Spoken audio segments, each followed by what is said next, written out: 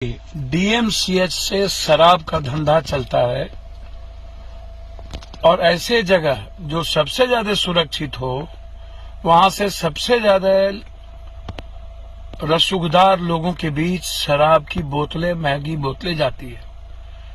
मैंने 2 साल 3 साल पहले याद कीजिए, जब हम डीएमसीएच से में गिरफ्तार थे, हम आए थे, तो मैंने कहा था कि वहां कौन से गोरख धंधे नहीं होते हैं। वहां शराब का अड्डा है, शबाब का अड्डा है, कबाब का अड्डा है। वो डीएमसीएच नहीं है, वो ऐशो आराम की जिंदगी है। मैं हमेशा कहता रहा हूं कि शराब कोई घर बाकी नहीं रहा, कोई आदमी बाकी नहीं रहा। हर घर के लोग परेशान हैं। अब जो मैंने आज आपको बताया है, कहा है कि किस तरीके से इतनी बड़ी डीएमसीएच में बिहार और देश के नामचीन डॉक्टर आए और उन्होंने एक शोध पर एक परिचर्चा रखी, एक व्यापक चर्चा थी। और उसके बाद वहां जिस तरीके से शराब से लेके शबाब, कबाब परोसे गए हैं, वो आपने हर विजुअल में देख लिया होगा। क्या लगता है आपको, जो मेरी लड़ाई है इस सिस्टम के खिलाफ, व्यवस्था के खिलाफ, मैं बार बार कहता हूं कि 10% ही अच्छे डॉक्टर हैं। फिर मैं जोर दे के कह रहा हूं कि डॉक्टर भी इंसान ही है और अच्छे डॉक्टर हैं। डॉक्टर का सम्मान होना ही चाहिए। लेकिन जो दृश्य देखा गया, जो लोग आज जिंदगी देते हैं, वह खुद किस जिंदगी का सौदा में डूबे हुए हैं। इसलिए मैं पूरे के पूरे इस घटनाक्रम का कंप्लीट न्यायाधीश के नेतृत्व में जांच चाहता हूं। हर परिस्थितियों में जो लोग इसमें दोषी हैं वो दंडित हो। मैं यह आपको बता दूं कि भागलपुर, पूर्णिया, दरभंगा, पटना, मुजफ्फरपुर और गया, यहां पर जितने बड़े सेंटर हैं, सभी तरह के अयाशियों से, शराब और शबाब से भरा हुआ है। यहां पर पेशेंट का शोषण होता है। और आईएमए से मैं आग्रह करूंगा कि मैं आपकी इज्जत करता हूं, आप धमकी ना दें किसी को। आप छोटी छोटी बातों में धमकी देते हैं। आपका जो चरित्र है वो दुनिया जानती है। मैं अच्छे डॉक्टर का सम्मान करता हूं, लेकिन किसी संगठन के सम्मान के लिए मैं बाध्य नहीं हूं। आप अपने चरित्र को देखिए, अपने अंदर झांकिए, और जो डीएमसीएच में कुकर्म हो रहा है उस पर भी हड़ताल करने का प्रयास करिए। मैं सरकार से मांग करता हूं कि अविलंब डिस्चार्ज किया जाए, एफआईआर लॉन्च किया जाए और सभी डॉक्टर को जेल भेजा जाए हर परिस्थितियों में। धन्यवाद। क्या करें?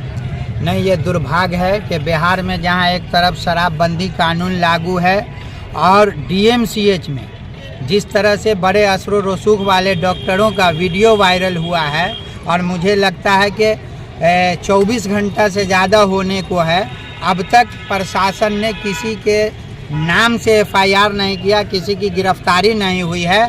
ये दुर्भाग्य है और नीतीश कुमार के सुशासन पर और शराबबंदी कानून पर एक तरह से बड़ा ये जो है झटका कहा जा सकता है कि जहां बिहार में पूरी तरीके से शराब बंद है और एक शिक्षण संस्थान, एक मरीजों का बड़ा हब है डीएमसीएच, जहां से बड़े पैमाने पे छात्रों का भविष्य तय होता है, वहां शराब की पार्टी होती है, डॉक्टरों का वीडियो वायरल होता है और बहुत सारे डॉक्टर जिसको स्थानीय लोग चेहरा से जानते हैं, पहचानते हैं, वैसे लोगों पर अब तक कार्रवाई नहीं हुई। प्रशासन आखिर किसके दबाव में काम कर रही है, ये दरभंगा की जनता, बिहार की जनता जानना चाहती है कि यही कानून, यही पुलिस प्रशासन जब एक गरीब बेसहारा लोगों को झूठे मुकदमा में जेल में डालती है, उस वक्त इनका कानून रहता है, लेकिन जहां असर रसूख वाले दारू की पार्टी करते हैं वहां इनका कानून कहां चला जाता है। कौन है ये रसूखदार डॉक्टर? कई डॉक्टर हैं जो नामचीन डॉक्टर हैं, और मुझे तो लोगों से ये भी सूचना मिली है कि जिन पत्रकारों के द्वारा ये वीडियो वायरल किया गया, उन्हें जान से मारने की धमकी दी गई है। बल्कि कई पुलिस प्रशासन के अधिकारी को बाजाब्ते नाम लेकर के जो डॉक्टर हैं, डॉक्टर की भेष में कहा जा सकता है कि दरभंगा में एक तरह का बड़ा गुंडा तंत्र है उनका, जिन्होंने ये धमकी दिया कि जान मार देंगे। मैं तो सबसे पहले प्रशासन से कहता हूं कि जब देश का चौथा स्तंभ पत्रकार ही सुरक्षित नहीं होगा तो फिर देश की जनता कैसे सुरक्षित होगी। सबसे गंभीर सवाल है कि आखिर इस डॉक्टर को, इस माफिया को इतनी हिम्मत कहां से आती है कि वो पत्रकार को धमकी देते हैं और प्रशासन के सहयोग से धमकी देते हैं। और बल्कि ये कहा गया कि आप बुलाओ किसी एसपी को या जिस भी पदाधिकारी को हो, बुलाओ, क्या कर लेगा मेरा, मैं अशरफ रसूख वाला हूं। तो मैं जानना चाहता हूं और बिहार के मुखिया नीतीश कुमार जी से पूछना चाहता हूं कि क्या आपका जो ये शराबबंदी कानून है, क्या आपके प्रशासन के सहयोग से विफल हो रहा है? क्या आपके प्रशासन के लोग इस तरह का जो शराब की पार्टी चल रही है उसमें उसकी अहम भूमिका है? आखिर इस पर लगाम कौन कसे? भाई, वीडियो वायरल डीएमसीएच में हुआ, उसका कोई बहुत महत्व नहीं है। शराबबंदी बिहार में कहीं लागू नहीं है, ये तो सबको मालूम है। नीतीश कुमार को छोड़कर बिहार में रहने वाला हर व्यक्ति जानता है कि बिहार में शराबबंदी लागू नहीं है। शराबबंदी के नाम पर बिहार में शराब की दुकान बंद है। होम डिलीवरी तो हर जगह हो ही रहा है और न इसका कोई वैधानिक आधार है, न नैतिक आधार है, न जमीन पर यह लागू हो रहा है। बिहार सरकार की गलती की वजह से बिहार के लोगों का शराबबंदी के नाम पर हर साल इस राज्य का 15 से 20 हजार करोड़ रुपए का नुकसान हो रहा है। और ये पैसा यहाँ का जो शराब माफिया है या जो यहाँ पर सरकारी भ्रष्ट अफसर हैं, पुलिस प्रशासन, वो शराब माफिया के जरिए वो पैसा कमा रहा है। तो लोगों का नुकसान हो रहा है। शराबबंदी कहीं लागू है नहीं और जितने माफिया भ्रष्ट अधिकारी हैं इससे पैसा कमा रहे हैं। लेकिन नीतीश कुमार की हठधर्मिता है कि नहीं, शराबबंदी लागू रहेगा पेपर पर। वही परिणाम है जो आप डीएमसीएच का एक वीडियो दिखा रहे हैं। ये तो गांव-गांव जितने लोग यहाँ बैठे हैं सबसे पूछिएगा, लोग बताएगा कि ना भैया घरे घर शराब बिक रहा है। इसमें नई बात क्या है? से मर जाते हैं। कहीं पर आप दरभंगा की बात कर रहे हैं, डॉक्टर साहब लोग पी रहे थे। मैंने इस तरह की घटना, जब अगर शराब बिहार में बंद है तो शराब आ जाती है कहाँ से भाई?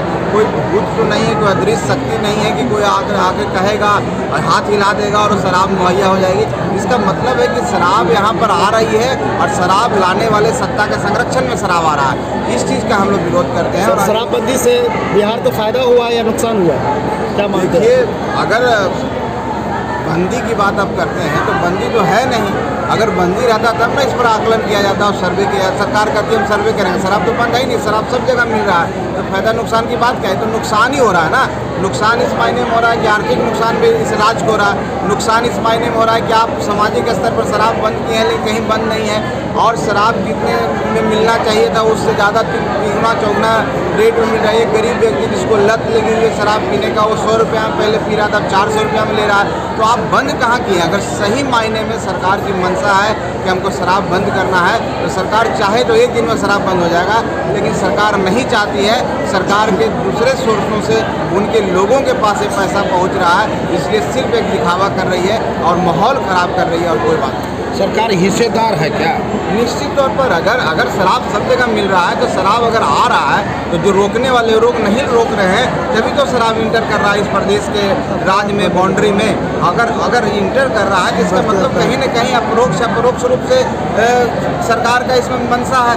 अगर आपके प्रशासन फेल है, अगर वो नहीं रोक पा रहे हैं, उनके नाक के नीचे से अगर चला रहा है बॉर्डर क्रॉस करके, तो इसका मतलब है कि आपके जो मुलाजिम हैं जिनको आप वहाँ पर उसके लिए बनाए हैं, उसके लिए रखे हैं, वो कहीं न कहीं मिली भगत है उनकी। और जब सरकार को पता है कि उनके रहते हो रहा है और सरकार उन पर कोई कार्रवाई नहीं कर रही तो इसका मतलब क्या होता है? इसका मतलब ये होता है कि सरकार को भी हिस्सा जा रहा है। सिंपल सी बात। अच्छा, गरीब को जगाने के लिए आप यहाँ सम्मेलन कर रहे हैं, ये। थैंक यू फॉर वॉचिंग दर्पण 24 न्यूज। खबर को सबसे पहले पाने के लिए YouTube पर देख रहे हैं तो सब्सक्राइब करें, Facebook पर देख रहे हैं तो फॉलो करें। कमेंट्स में अपनी राय या अपने आस पड़ोस में समस्या हमें बताएं। हमें सपोर्ट करने के लिए लाइक और शेयर अवश्य करें। धन्यवाद। थैंक यू फॉर वॉचिंग दर्पण 24 न्यूज।